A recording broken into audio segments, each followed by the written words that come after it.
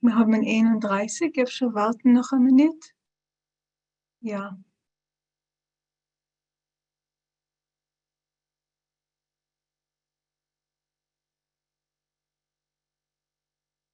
Even bis es kommt zu 50. Was tracht ihr, ja? That's fine. Yeah, that's fine. Ja. If it happens. Ja. Ich wollte gewinn enttäuscht euch nicht, weil ihr müsst doch schon geschrieben etwas. Ah. Hast du gesehen, Stephanie? Ja.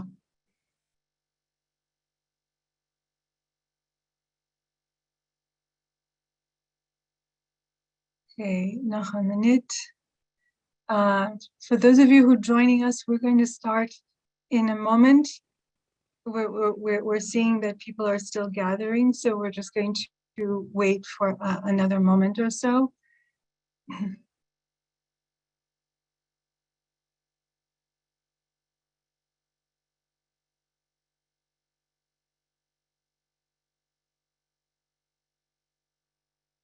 I welcome everyone. In the meantime, you are invited to share your location with us. Let us know where you're joining us from. You can type it in to the chat if you like. Los Angeles, Nashville, Tennessee. Wow. Toronto.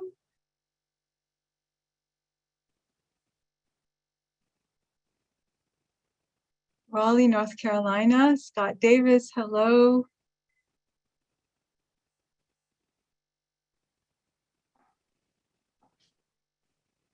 And yes, hi. Okay, so we have a few responses to where various places in North America. So I think we're not going to Los Angeles, of course. Henry, Slooky, and Carol. Okay. Well, I just don't want people to miss this introduction, but I'm going to start Pacific Palisades, that's Los Angeles. Yeah. Shalom Aleichem. Okay, so I'm going to begin. So everyone, seid begrüßt, welcome. Shalom Aleichem. Thank you so much for joining us today. We're absolutely delighted to have a nice turnout for Dr. Stephanie Halpern's talk, HINDCAST Forecast, How the YIVO Vilna Digitization Project Helps Us Grasp Our Present and Future. My name is Miri Coral, and as director of the California Institute for Yiddish Culture and Language, I've had the privilege over the last 20 plus years of introducing hundreds of topics and speakers, each one illuminating a unique facet of the astonishingly rich Yiddish heritage. I'm very grateful for the co-sponsorship of the Toronto UJA Committee for Yiddish, especially my counterpart, Vivian Felsen, because, well, it's always wonderful to join hands across national boundaries, right? Which is very much what Yiddish does in so many ways. Locally, I want to thank Der Nister, Los Angeles, for being our Zoom webinar host today, and Zachary Golden in particular, who's behind the scenes technical director. And we're pleased to have you joining us from many places across North America. So feel free again to type into the chat where you're joining us from. And I'd also like to give a shout out to my UCLA Yiddish film class students who I hope are in the audience today. None of this would be possible without the support of California Yiddish Institute donors and members. And I thank all those who've given your support. And we continue our programming. So look for an announcement soon. Mendy Kahan, the director of Young Yiddish, will join us from Israel for a look at the vicissitudes of promoting Yiddish in Israel. So I feel really privileged to be able to introduce Dr. Stephanie Halpern today. Stephanie Halpern is director of the archives at the YIVO Institute for Jewish Research, where she has worked since 2016. She received her PhD from the Department of Jewish Literature at the Jewish Theological Seminary and has a master's in archival studies from Clayton State University. Stephanie has published on Yiddish and Jewish theater and performance, has a regular column about artifacts from the YIVO archives in the UK-based journal Jewish Renaissance, and was the assistant curator of the much lauded exhibition From the Bowery to Broadway, New York's Yiddish Theater, which was held at the Museum of the City of New York, and really illuminated, highlighted this extraordinary aspect, contribution to New York City's cultural scene. Stephanie is an archivist, from finding ways to preserve yellowed, crumbling manuscripts to rooting around in boxes in dusty storage rooms to applying the latest technological tools. I'm also pleased to say that she has been a not infrequent guest for the cycle showcase of contemporary Yiddish culture. And we are so glad to have her with us today.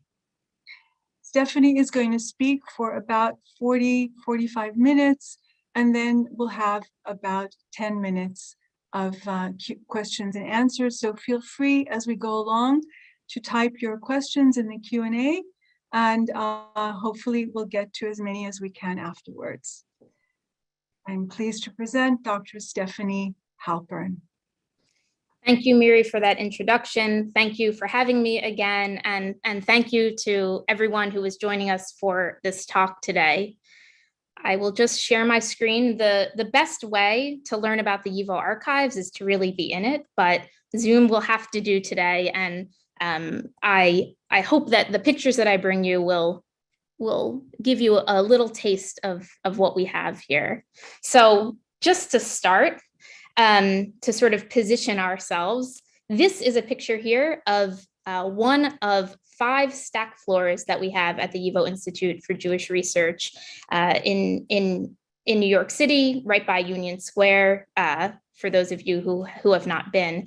And if you can imagine it, the YIVO archives today has 24 million records in more than a dozen languages, covering everything from manuscripts to sheet music to posters and artwork, artifacts, photographs. And really, we focus on everything from the greatest of the greats in Yiddish literature to the everyday letters that individuals sent to their family members, and everything in between. And if you can believe it, we still receive 2 or 3 collections every single week. So if anyone has materials to donate, talk to me after this. And we don't just have materials from Eastern Europe. We don't just have materials from America. We have materials from all over the world. Wherever a Yiddish-speaking Jew landed, we have materials from that country. The question, though, is how did we get from our humble beginnings to these 24 million records? And the focus of today's talk, how did we come to digitize 1.5 million documents, which we just completed in January of 2020, just a few months ago. So I will take you on this very long and complicated journey, and end with a demonstration on actually how to view the materials in the Edward Blank YIVO Vilna Online Collections project. So first, a bit about YIVOs history. The YIVO Institute for Jewish Research was founded in Vilna, Poland in 1925 by scholars, intellectuals, lay leaders who really understood the importance of documenting and studying systematically everyday Jewish life. But how do you do that if you don't have the materials to actually study that? And so a core tenet of YIVO was actually going out and collecting these materials. And YIVO did so in a number of ways. One of the most effective was by sending out a series of questionnaires on everything from holiday customs to songs and children's games and stories about kings and queens and relationships between Jews and non-Jews. And in a very short period of time, YIVO amassed a huge archive and library of materials. And they did so by employing a network of amateur collectors, of sammlers from all over the world who went out with these questionnaires and who asked questions of informants. And YIVO taught these sammlers how to do this ethnographic work, ask the same questions of everyone, find the people in the town or the city who know the most stories, often the oldest, often the most well-traveled, and explain to every single person that even if they have a story or a custom or a saying that they think their neighbor has, that is important. The way that they tell their story is important.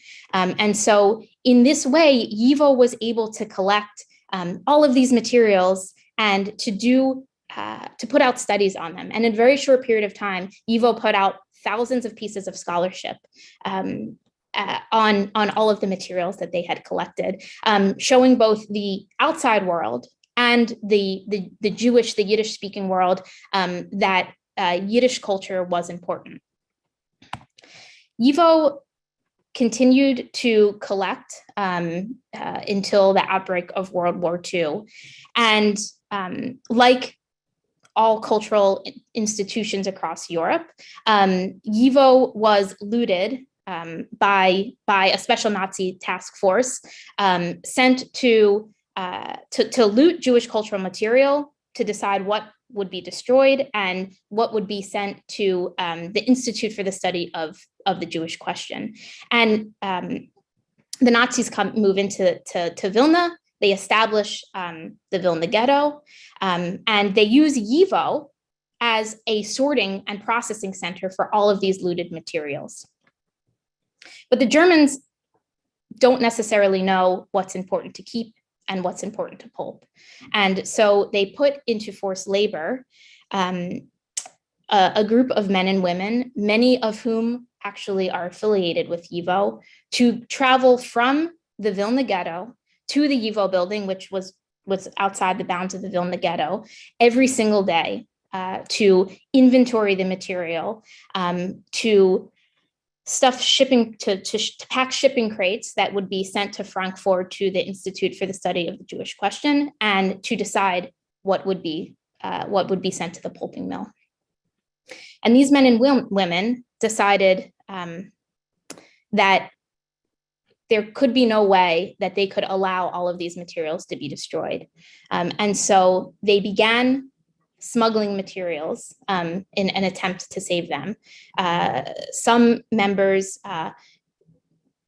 put extra materials in these shipping crates bound for Frankfurt in the hope that no one would know what was in it anyway, that these materials would be saved after the war.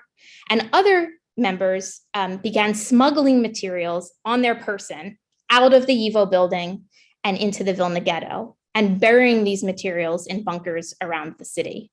Now, these group of men and women were called the Paper Brigade, and it was not necessarily a flattering term. Smuggling was happening in the ghettos, but it was food, it was arms. People thought smuggling paper, smuggling books and documents, what was the point of that? But these members of the Paper Brigade really believed that if they could save these the cultural treasures, even if Jewish lives were destroyed, Jewish history still would remain. To complicate matters a tiny bit, the YIVO in 1939, Max Weinreich, one of the founders of YIVO, was out of Poland at the time at a linguistics conference, and he was told, "Do not come back to Poland. Go to America." And he went to America, and he went to the American branch of YIVO. YIVO had branches all over the world at that point, and they were able to move the headquarters, the headquarters from Vilna to New York in 1940. So just keep that in mind for the next bit of our story here. The war ends, and the question is, what has happened to these materials? And a large portion of materials that had been sent by the paper brigade to Frankfurt was found. And some of you may know the Monuments Men. They open these crates and they see that there is YIVO material. Of course, it's not so simple as that, but eventually YIVO in New York learns of the existence of these crates of materials. And Max Weinreich works for several years to prove that YIVO in New York is the successor to YIVO in Vilna, and is able to prove to the United States government that these materials, their rightful home is now in YIVO in New York. And in 1947, these crates, which amounted to over 1 million pages of documents and thousands of volumes of books, are repatriated to New York in 1947. And you see here this picture of what these shipping crates look like. And in fact, at the time, YIVO did not have a place for these materials to go, and so the Manischewitz brothers allowed YIVO for a time to keep these crates in their warehouse in New Jersey until YIVO was able to go through these materials and sort them and bring them to the YIVO building.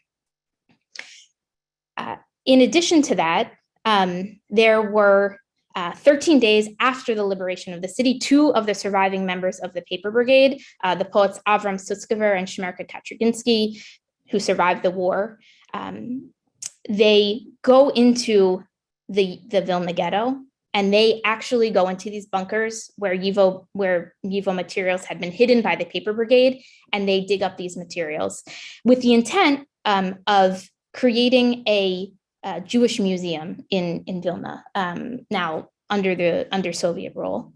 It becomes very apparent very quickly to Sutzkever and Kaczerginski that the Soviets have no real interest in Jewish culture. And when it is clear that these materials will start to be destroyed once again by the Soviets, Sutzkever and Kaczerginski begin moving these materials that had been saved in the Vilna ghetto in these bunkers to various places, and many of them are hand delivered to YIVO in New York City.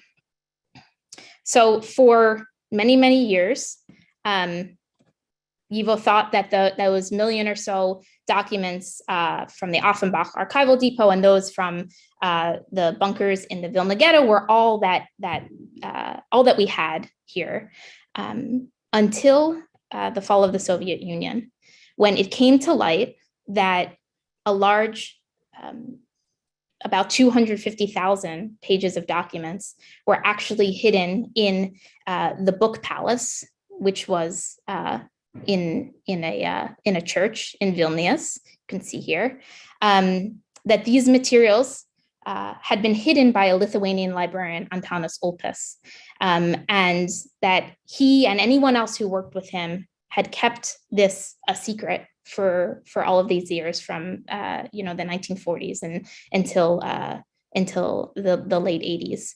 And YIVO traveled to Vilnius on many occasions in an attempt to try to get the materials back, which they were unsuccessful in doing, and then in perhaps an attempt to get photocopies of these materials, which they were also largely unsuccessful in doing, and for decades thereafter, YIVO knew that these materials were there and knew that they had very little access to them in Vilnius. And then in 2013, it was decided that we were going to put aside questions of ownership, right? Who these materials belong to. The Lithuanians believed that they were Lithuanian cultural treasures. YIVO knew that they had been collected by us before the war. Questions of ownership were going to be put aside, and we were going to start a large-scale digitization project to, if we couldn't recover the physical materials, to at least recover digital copies of them. And the Edward Blank YIVO Vilna Online Collections Project was born. And before I go into the details of that project, I will just say that in 2016, and then again in 2017, additional materials were discovered at the Wróblewski Library of the Lithuanian Academy of Sciences, and also at the National Library of Lithuania. So by 2017, YIVO was in partnership with three Lithuanian institutions, all of whom had these YIVO materials since World War II. So the project, which was a 7-year, $7 million endeavor, in the end digitized over 1,000 linear feet of archival material, about 1.5 million pages of documents, and 12,000 volumes of books, all of which are now fully discoverable and accessible online in the form that we have them in their archival boxes. And what is really unique about this project is that YIVO has documents that for decades were missing a page or two. And in many instances, those pages have been located in one of our 3 Lithuanian partner institutions. And so for the first time, you can actually access those missing pages. Just a quick highlight of some of the materials in the collection to sort of whet your appetite to do some discovery on your own after this. But we have a large collection digitized of the first materials that YIVO collected. Those materials we collected via the forms of questionnaires, stories, folktales, songs on anything you can think of: love, death, drinking. And a personal favorite of mine, a story with a bear about a rabbi and his wife who have 3 children. They go out for the day. The children are left alone, and it's actually this one right here. The children are left alone, and a bear comes up, is very hungry, gobbles the 3 children up. The rabbi and his wife come back. They don't know where their children are, but they hear them yelling from somewhere, and they realize that they are yelling from inside the bear. And they don't know the rabbi and his wife do not know what to do. So the wife says, "I have an idea." She gives the bear a lot of food, a lot of alcohol. The bear falls asleep. As the bear is snoring, they cut the bear open. They pull the children out. They fill the bear's belly with stones and bones so that he will be none the wiser. He comes to. He stands up. He has such a stomach ache, and he says, "Oh, stones and bones are rattling in my belly." So in this collection, you can find several variations of a story with a bear. And what's also amazing about the collection of ethnographic materials is that they're written on, as you can see from the screen, many, many different kinds of paper in many different hands. The Sammlers are writing down these stories that they're hearing. And a personal favorite of mine is this. You look at it from the front. It's a map of Jewish agricultural colonies in Belarus in the mid 1920s, and then you turn it over, and you see this very intricately written story on the back, which, if you're interested in reading, you can look on our online and actually blow it up so you can read the words. We also have a large collection of autobiographies of Jewish youth in Poland. In the 1930s, YIVO ran a series of autobiography contests in 1932, 34, and 39. And the idea was, if YIVO wanted to study youth culture and youth life, they needed to go directly to the source. And so they ran these contests, and there would be prizes administered for the best autobiographies, and individuals were encouraged to write as accurately as possible, to just like the Sammlers encouraged their informants to tell stories in the way that they tell them, not in a literary way, in the true way that they would write. These youth were asked to do the same, and over 600 entries were received over the course of these three autobiographies. Part of the prize was having your autobiography printed in the newspaper. And so YIVO knew that they needed to give anyone who was writing the opportunity to write under anonymously or under a pseudonym, so that they would write honestly. They would not fear that, members of their town or family members would ever see what they've written. And these autobiographies are wonderful because they really show the range of Jewish life, right? Everything from religious to secular, from those going to school to those working, every range of political movements you could imagine, and youth movements. And of course, you have individuals writing about poverty, about war, about pogroms, but you also have people who are teens who are simply writing about the stuff of everyday teen life. So I held hands with a girl, don't tell anyone. I have a crush on someone, but they're not Jewish. There's a great autobiography about a kid who writes about peer pressure. So he falls in with a group of kids, and they like stealing. And every single time they take him on a mission to rob a store, and there's some excuse that he has. But one day he's tricked into stealing from a shop, and before he knows what's even happening, he grabs money from a basket and he runs out. And he feels so guilty that he never speaks to those friends again, and decides at that moment that his life is going to be sort of on the straight and narrow. And I'll tell you one other story about these autobiographies. There's one of the teens writes in her first lines, "I have nothing interesting to say, but I'm going to write down everything about my life anyway."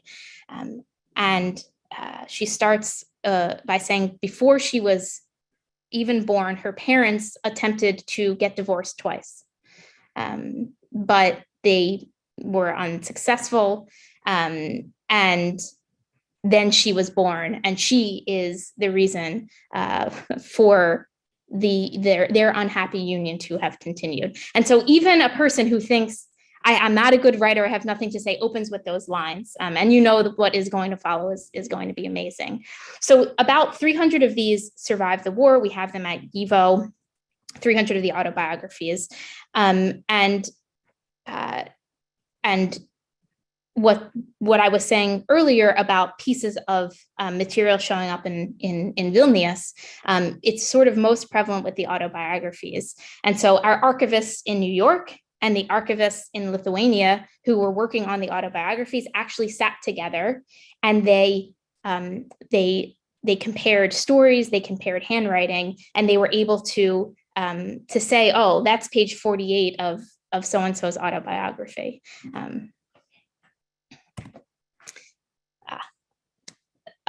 Other amazing collections that I love are those about health. We have an amazing collection from Tzemach Shabbat, who was a doctor, of thousands and thousands of medical records, if anyone out there is interested in medical history. But we also have the records of OZE, the Society for the Protection of the Health and Welfare of the Jews. They put out a lot of manuals, lectures, flyers, pamphlets about how to stay healthy. So lectures on scarlet fever and measles. We have an amazing poster on something very health related, the good effects of hypnotism. They did a whole breastfeeding campaign. You can see this little stamp down here. And so if anyone has any interest in learning about health organizations and health practices and hygiene practices, this is an amazing collection. Remember to always wash your hands too.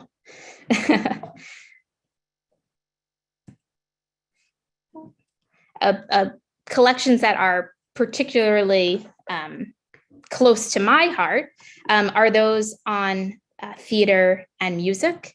We have the collection of what's called the Esther Rochel Kaminska Yiddish Theater Museum collection. For those who know, Esther Rochel Kaminska was one of the great Yiddish theater actors. And in 1926, a collection was begun in her name, and it includes thousands and thousands of playbills, of scripts, of posters, amazing theater posters, about 2,000 of them from this collection, which are available online. And what is really interesting about the Esther Rochel Kaminska Yiddish Theater Museum collection is that theaters from all over the world are sending their materials to Vilna. From 1926 into the late 1930s. And so this is sort of the most comprehensive snapshot of the global, a global view of Yiddish theater. And so what I've done for you here is actually, these are all pieces from the Kishifmacherin, Baba Yachna, as it's sometimes called, by Abraham Goldfaden.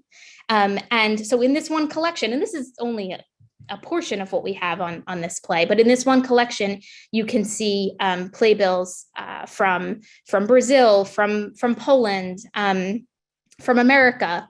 And this right here is the handwritten score of that operetta.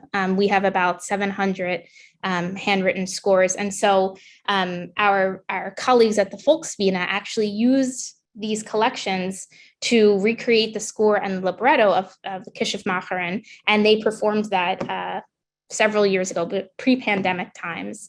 And so this is a collection for music scholars, for musicologists, and for performers as well.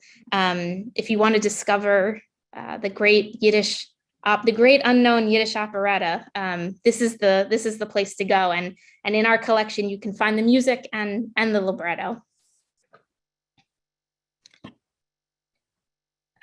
Personal favorite of mine, materials from the Yiddish school systems in Eastern Europe. These are all notebooks from Tzisho. And, you know, what's so amazing about this, and I think something that is oftentimes a revelation for individuals, is that you have secular subjects being taught in Yiddish, but this was the this was the goal of these school systems. And so you have things like botany, and science and math, and history, not just Jewish history, all contained in these notebooks. The botany ones are my favorite. These beautiful drawings here of a fern. But we have anatomy notebooks, and of course, I mean, I've chosen the very visually beautiful, but we also have the actual records of these schools too. And so anyone who's interested in learning about the inner workings of these school systems and the ideology behind a lot of what they're doing, these are the collections to go to.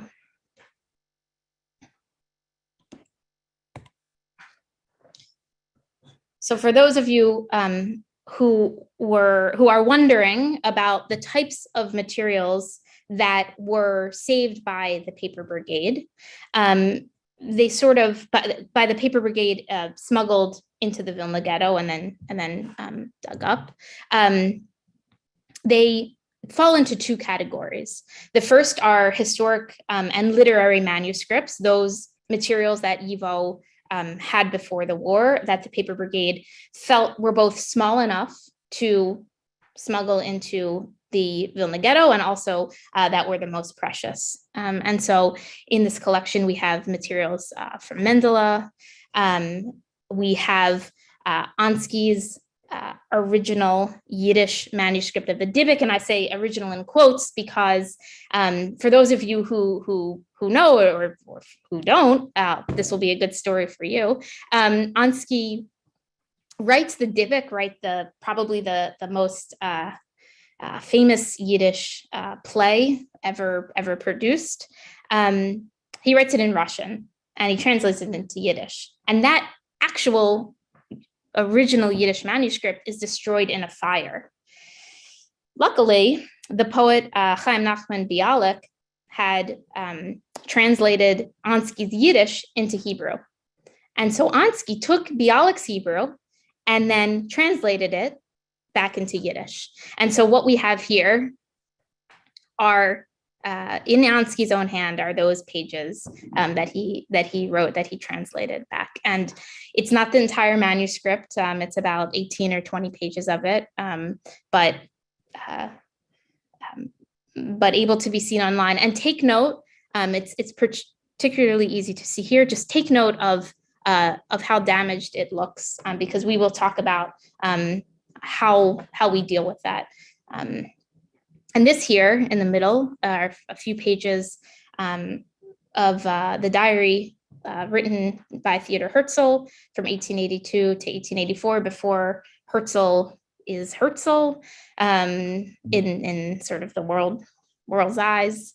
And this is a diary of books that he's reading, and you can sort of see in this diary thoughts are sort of coming together about the need for a Jewish state here.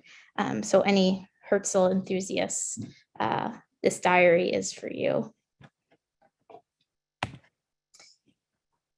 And then we have many documents that the paper brigade were actually collecting in the Vilna ghetto, and burying in these bunkers in sort of a very YIVO way of collecting these materials. And so we have many issues of the Ghetto Yedias, documenting goings on in the ghetto each day.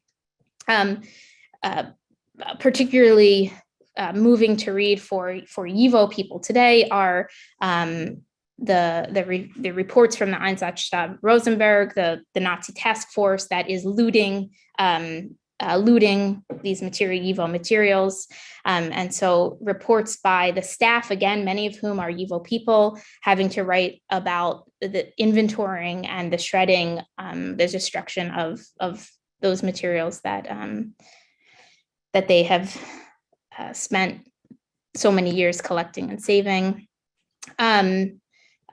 Various ordinances by the Judenrat, by the police inspectors, and then something from the statistics department in the ghetto. And,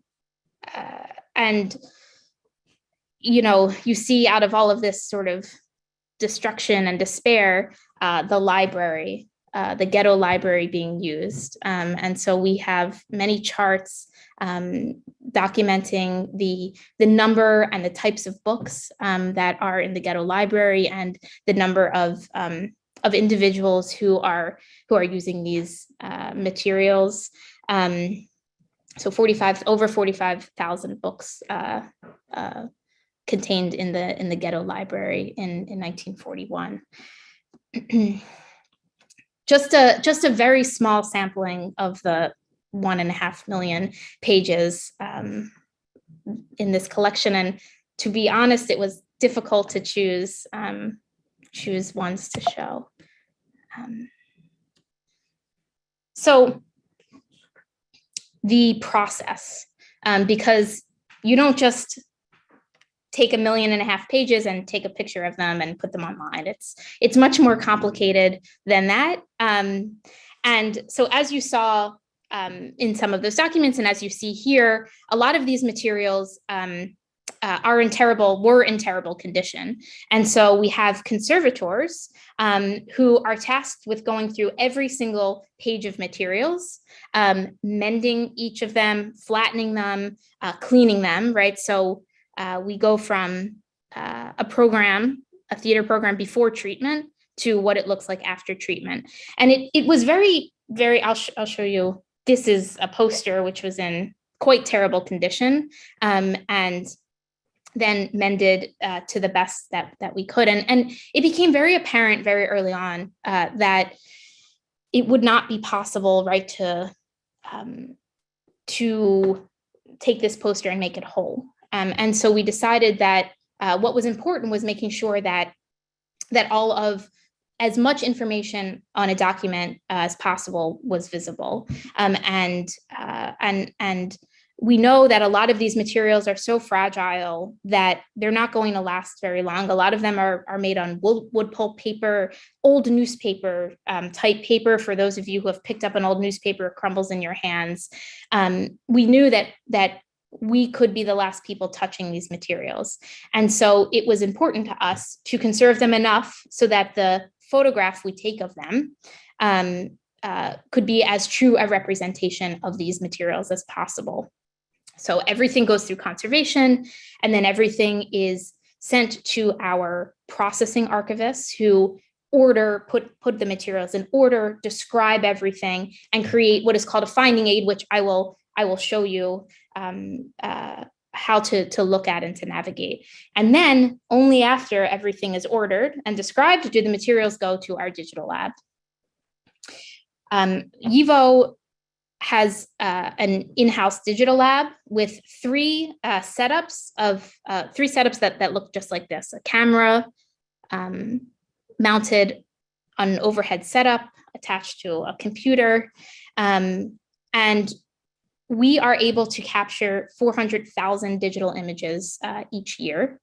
And it's not just taking a picture. First, you take the photo and it shows up on the screen. And then the image goes through a series of cropping and post-production to make sure everything is even, to make sure that, that the image can actually be seen on the screen. And then every image goes through quality control. Quality control is taking the physical material and checking it against the digital image. So everything is looked at least twice to make sure that it's as accurate a representation as possible. Then the images go through what's called ingest, or being linked to the finding aid so that they are actually able to be used online. And then, just to be sure that we've done it right, all of the images then go through what we call quality control, which is going to the finding aid and making sure that when you open a folder that says theater programs, that's actually what you have inside of there. This is very technical. I have it here for those of you who are interested, but we don't just digitize for access, right? For the ability for individuals to see everything online. We also digitize for preservation, because remember, these materials are in bad, physical condition.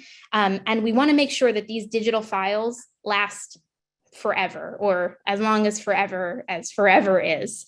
And so we make sure that we have 3 backups of these images. In case one of our backups fails, we're able to, we have 2 others.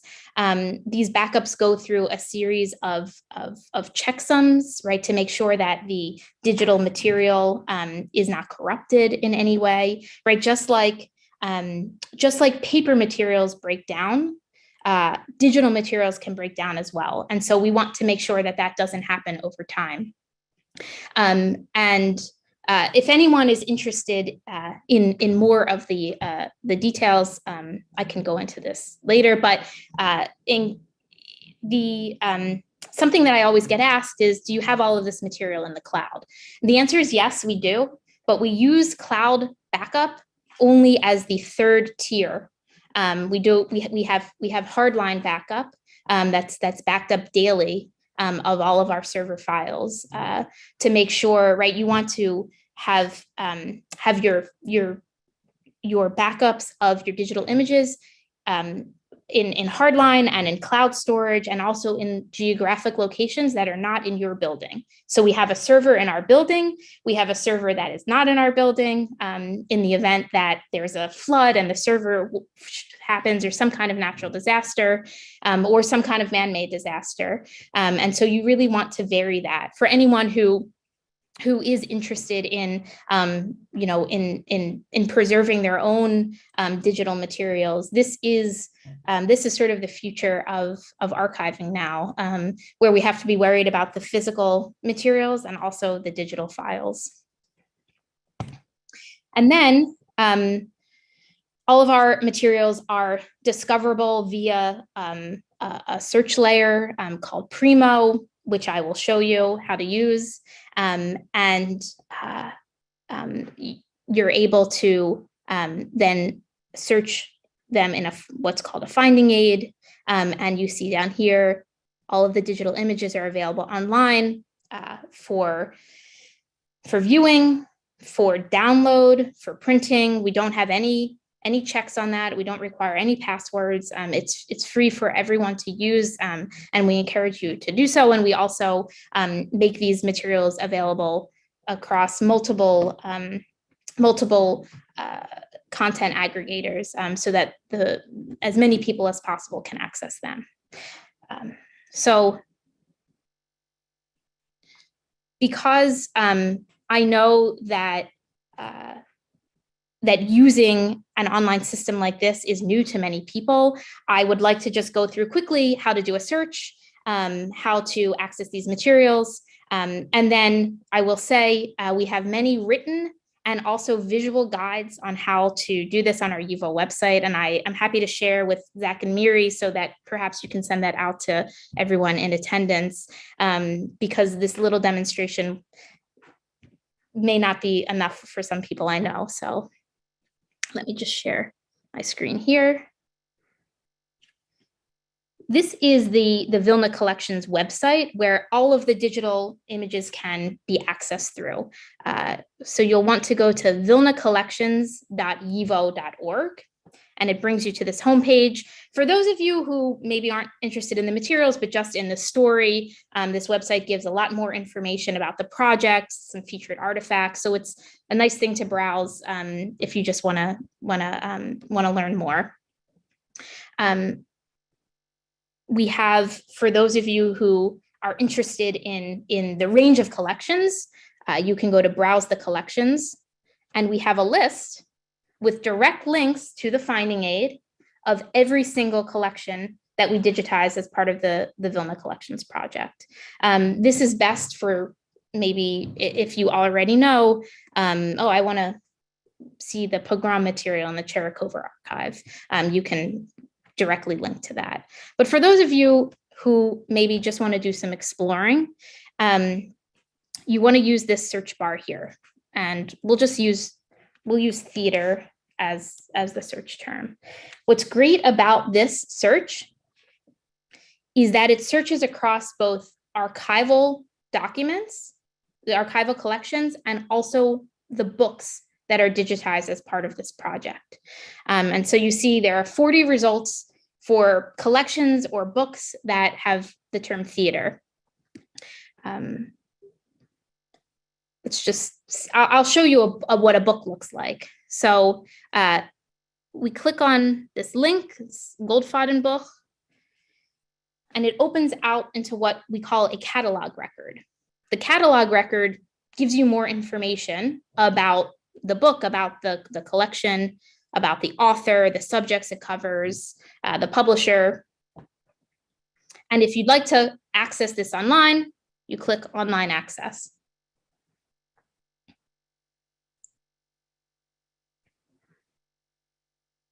And you can see on your screen an exact digital replica of the book. It's not in black and white. It hasn't been OCR'd. It is the book with all of its creases, with all of its writing. And you can read that on your screen. You can enlarge it if necessary. And remember, you can also download and save, or you can print if you'd like.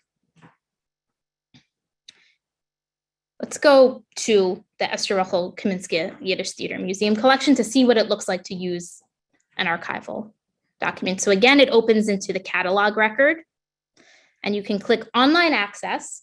This time, it's going to open into what we call the finding aid. Now, the finding aid is what orients you, what the collection has in it, the scope and content, a historical note about the creation of the collection, about the individuals who made the collection. And then on the side here, these links to the actual materials themselves. So you see subseries 1 has plays and manuscripts, subseries 2 has programs, plays by author. You can click out, and let's click on Ansky, where we started on the Dybbuk. Let's continue with the Dybbuk. Click on the link. It opens you onto a page with this red icon, view the folder. Click that. And again, this opens to exactly what we have in our archival folders in New York. And you're able to, this is a nice handwritten version with a lot of edits. You're able to access these materials, again, just like the book, printing, downloading.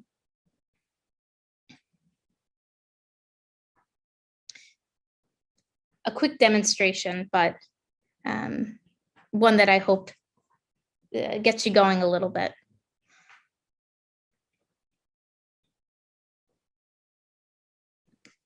Fantastic, Stephanie. Wow, thank you so much. I mean, you have, created a treasury for future researchers. I bet you wish you had one like this, right? When you were rooting around in those dusty places. Yeah. That's right. That's right. But the rooting around in the dusty places got me to YIVO, so absolutely. I'm thankful for that. Yeah. But it's an extraordinary piece of work. You guys, with you heading it, have contributed to the world, seriously. And it's good to know the ways in which it's preserved, for in the event of anything going wrong. I mean, we clearly we know that none of us are on firm ground anymore in that regard. So that's extraordinary as well. We have a few questions. I just wanted to start though by asking my own question, which is about the material. So like the 300 biographies that remained, right, of the youth biographies, where were they, where were they found? How did they get preserved? Sure.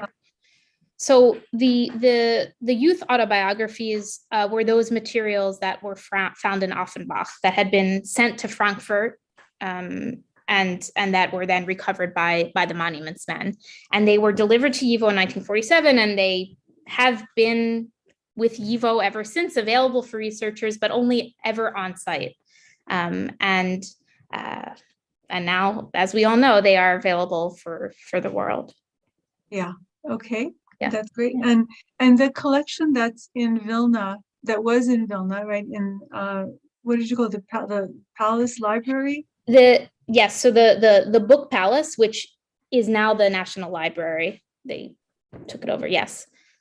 So is it housed somewhere else now? Not obviously It's not not. in It's the church yeah. anymore.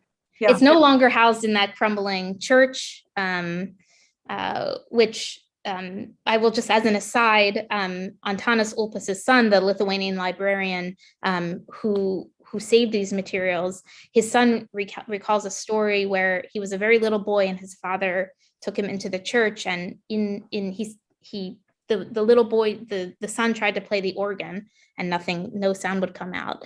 And his father took him up, and inside of the organ, all of these Jewish books and materials had been stuffed. So those materials are all now in a very beautiful building that was built for the National Library of Lithuania. So no longer stored in those terrible conditions. And you saw the image of what some of those books and papers looked like. And was he keeping it secret because of the Soviets? Because he knew that they would maybe even destroy them. That's right. He knew that they definitely would, and he in fact hid a lot of these materials under books that he knew the censors would look at and say, okay, no problem.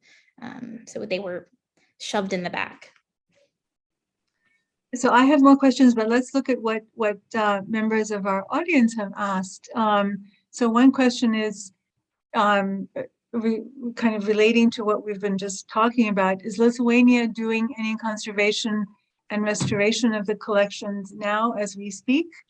Not as we speak, no. They had been doing them over the past 7 years along with us. YIVO funded that endeavor. The conservation and the processing of these materials, and then the digitization. And so everything that is in Lithuania was part of this project. And so our colleagues there did a wonderful job at helping to preserve these materials. Yeah. So did they have all the setups that you've got, like the camera setups and everything? Did they do that way? They have similar setups, different. They have a lot of flatbed setups, book scanners. Yeah. So someone asked a question about translation of any of these materials. So have any of these materials been translated, and how do you decide what to translate, or does YIVO decide what to translate? I will say that that as an archival institution, in the archives, our main focus is preservation and access to the original materials. And so the YIVO archivists simply don't have the time to translate these materials. However, we have other programs and initiatives that do help those who may not know Yiddish or any of the other 12 languages that these materials are in, to access them through public programs. We have the YIVO Online Museum, which has a small sort of fragment, not of the Vilna materials necessarily, but of YIVO materials that have been translated. And of course, there are books that have been published by outside scholars. The youth autobiographies, actually, there's a good number of them that have been translated for anyone who is interested. But know that all of our finding aids are in English. And so that hopefully is a layer that will not bar entry into the collection. And many of our materials are visual. So photographs, thousands and thousands of photographs. And so you definitely don't need a language, to access those. And if you're interested in images of pre-war Yiddish life, pre-war Jewish life, the Lithuanian Jewish Communities Collection has amazing photographs that are available. Thank you. So Henry Slutsky asks, can you tell us about the YIVO in Paris?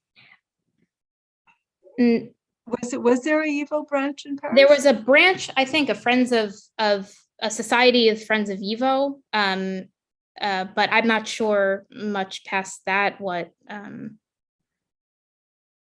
There were many friend societies around the world, and those were collecting branches. And also, what's interesting is America was never a collecting branch. It never gathered materials and sent. Really, it was a fundraising branch.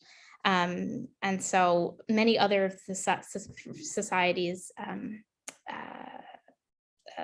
actually sent materials to us. So I don't remember the number, the huge number, right, of materials that YIVO has. So where is this all stored? It can't possibly be stored in the building that you occupy in New York. No, well, so you saw that first photograph of our stack floors. That's a bit less than a quarter of our materials. More are stored in that building, if you can believe it. And we also have a 12,000 square foot warehouse in New Jersey, where we store mainly duplicates and case files. We have the case files of various aid societies, including HIAS, the Hebrew Immigrant Aid Society. We have 250,000 Holocaust era case files that we have stored in that warehouse. So it's space, especially in New York, always an issue. And so we're always looking. It's like a puzzle to find where a box will fit, where a new collection will fit in. But at YIVO, we always find space. Okay. So Miriam Bachrach, I think we responded to your questions, but is all the material that was in Vilna now digitized and merged? All of the material that we knew about during the course of the project. And what's amazing about this project is that more material is being discovered. And so we already have partnerships with our Lithuanian colleagues to continue this project as new materials come to light. And we will continue to add them to the collection. But the short answer is yes, anything that had been initially earmarked to be part of the project has been digitized. And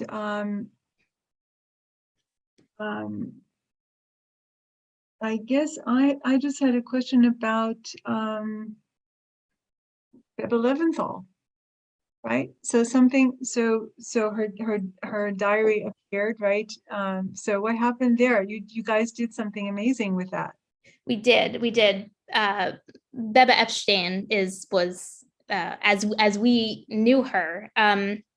So part of the discoveries that were made in Lithuania in 2017 included this beautiful notebook that was written by Bebe Epstein, who I believe when she wrote it was 10 or 11 years old, and it had this photograph of her on the front. And Lithuania loaned us several pieces from these discoveries that were made in 2017, and we had them on display in New York. And the New York Times came, they took a picture, and everyone had fallen in love with this, photo of this little girl. And so they ran that photo in the story, and we didn't know what happened to her. We assumed, would later find out wrongly, that she had died in the war.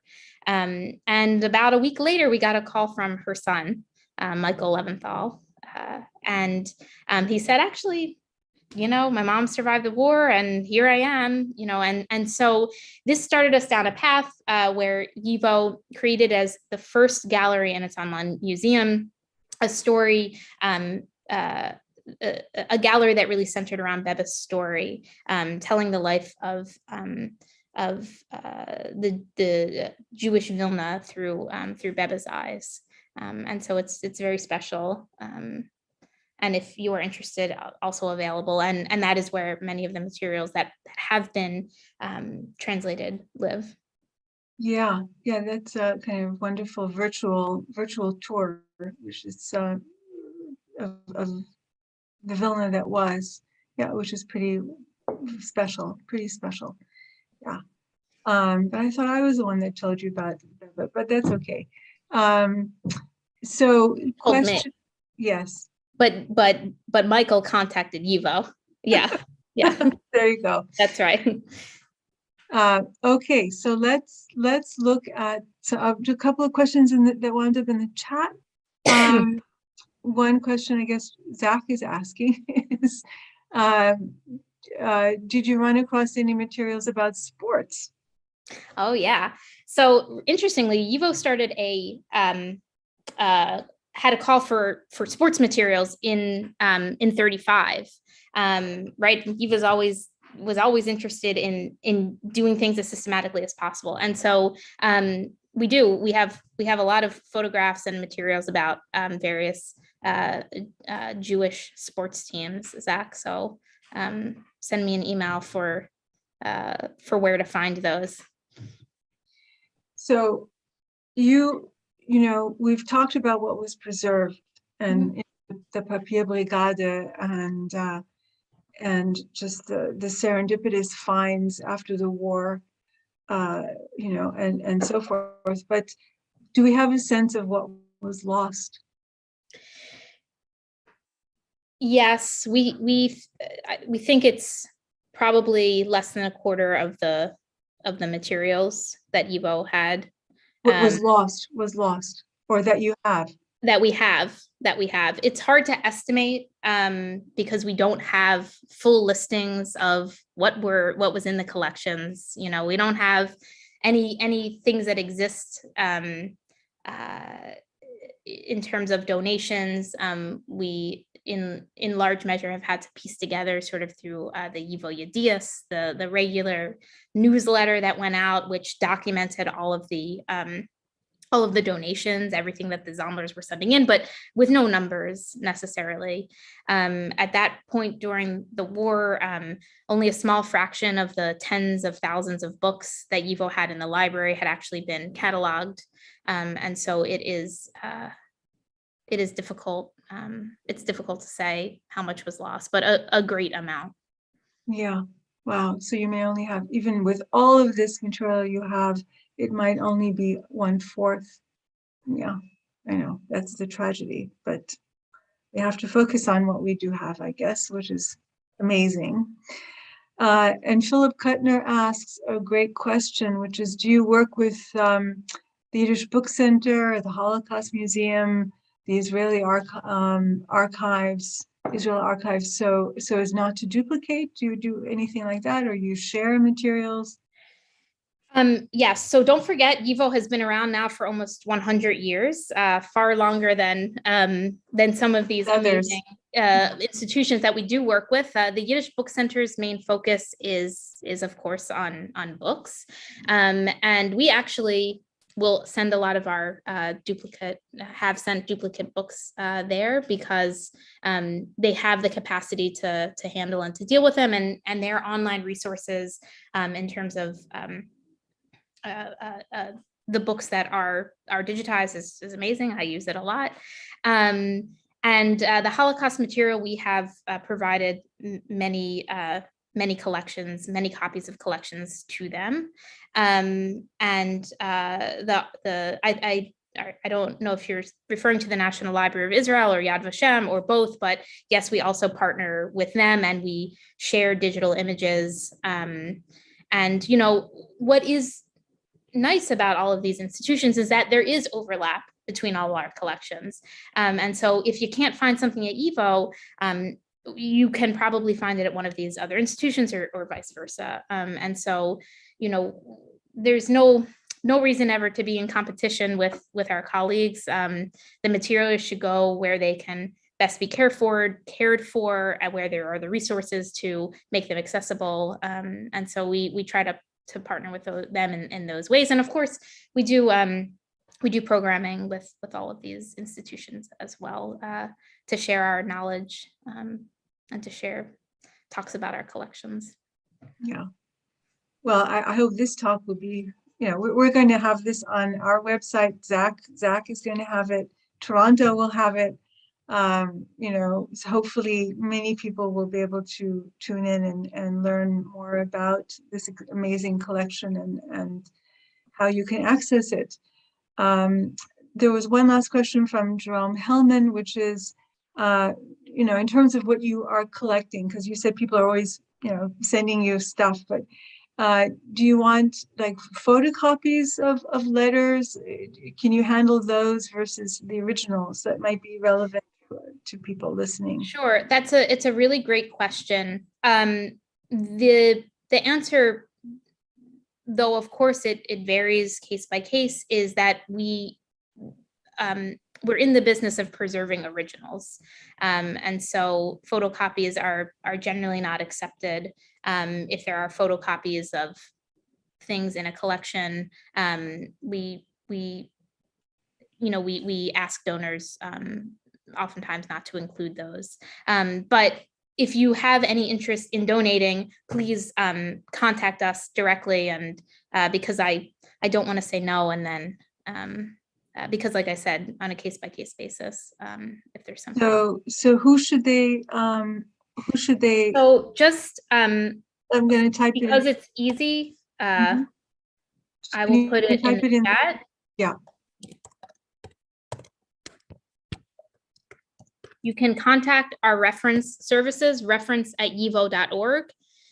Whatever email you send to that mailbox, that will go, it will not eventually, within a few days, we'll get to the right person, whether that's me or our archivist who deals directly with donations. We have a different archivist who deals with photographs, one that deals with sound recordings. We have someone for everyone and everything at YIVO. So, but please email reference. And if you want to search the collections, you need more help, reference. And I will say, I know that many of you are far away from New York. We are offering remote reference services where we will meet with you on Zoom using a document camera and actually show you materials in real time. For those, 1.5 million pages are digitized and 22.5 million are not. So for those materials that are not, and we will actually take a certain number of free reference images for you that we're happy to send. So if you have any needs, email reference@yivo.org. Yeah, so this brings me to the last question. So what big project do you have next? Now that you took a few months to rest, right? There's no rest. We didn't rest, actually, Mary. We just completed the digitization of the Chaim Grada and Ina Grada collection. So not quite as large as Vilna, about 105 or so thousand pages of manuscripts and letters and photographs from Chaim and Ina Grada. We own that collection. We own that estate. Ina Grada died and there was no will, and YIVO, along with the National Library of Israel, said, well, these materials can't be thrown away. And so we purchased that. That's now online. We are in the process of digitizing the collection of Nachman Blumenthal, who was a survivor historian, and he did a lot of the early work on perpetrators of war crimes. His wife and young son were both turned in by members of the Blue Police, the Polish collaborating police, and were murdered. They were trying to pass as not Jewish, and Blumenthal, after the war, he survived the war in the Soviet Union, immediately went and found the member of the Blue Police who turned his wife and son in and interviewed him, and that was sort of set him down a path. And we in this collection are about 20,000 dictionary cards. He had been creating a dictionary of words and meanings that were perverted during the war, that the Nazis used as euphemisms, the Nazi doublespeak.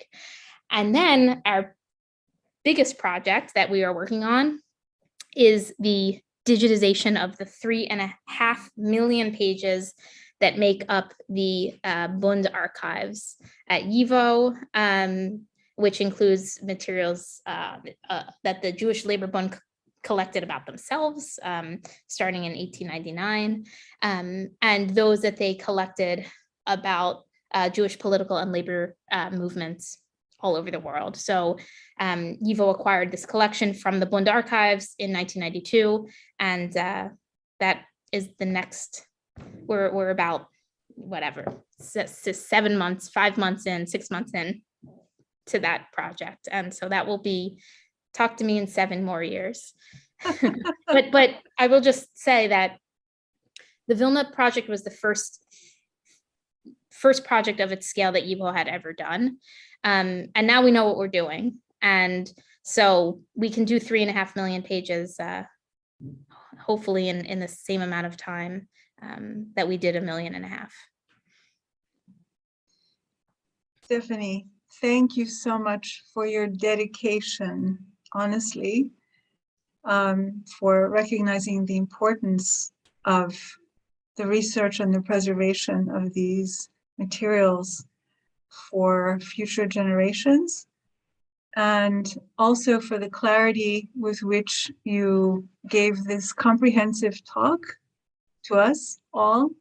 So thank you so much for being with us today, and thank everyone for joining us today. And we're getting some lovely